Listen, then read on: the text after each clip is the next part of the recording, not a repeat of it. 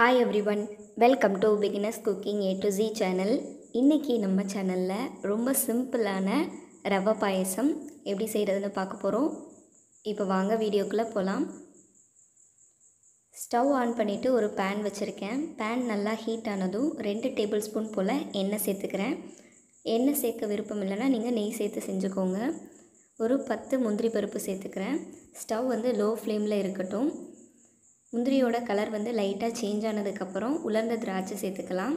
ஒரு 10 திராட்சை சேர்த்துக்கிறேன். ஸ்டவ் லோ ஃப்ளேம்லேயே இருக்கட்டும். திராட்சை நல்லா பலூன் மாதிரி உப்பி வரட்டும்.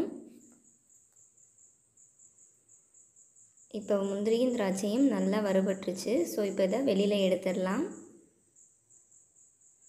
மீதம் இருக்க அதே எண்ணெயில் ஒரு 1/4 கப் போல் ரவை சேர்த்துக்கிறேன். ரவை பாயசம் செய்கிறதுக்கு ரவை அதிகமாக தேவைப்படாது. 1/4 கப் அளவு போதும். லோ ஃப்ளேம்லே 4 to 5 நிமிஷத்துக்கு நல்லா வறுத்து எடுத்துக்கோங்க. ரவையோட பச்சை ஸ்மெல் எல்லாம் போகிற வரைக்கும் வறுத்தா போதும்.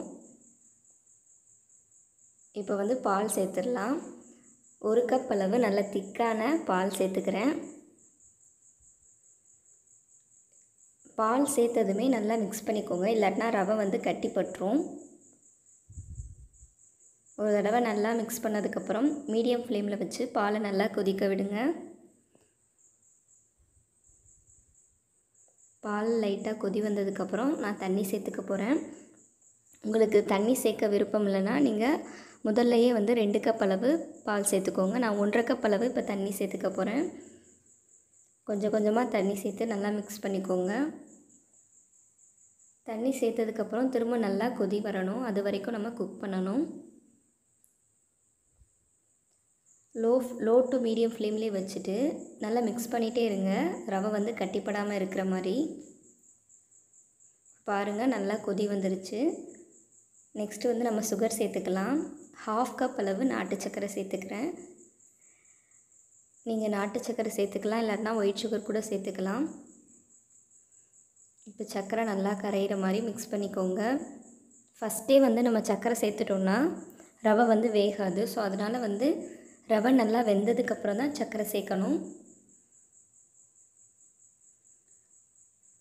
ஃப்ளேவருக்காக ஒரு 1/2 டீஸ்பூன் அளவு ஏலக்காய் பவுடர் சேர்த்துக்கிறேன். ஃபைனலாக நம்ம வறுத்து வச்சுருந்த முந்திரியையும் திராட்சையும் சேர்த்துக்கலாம்.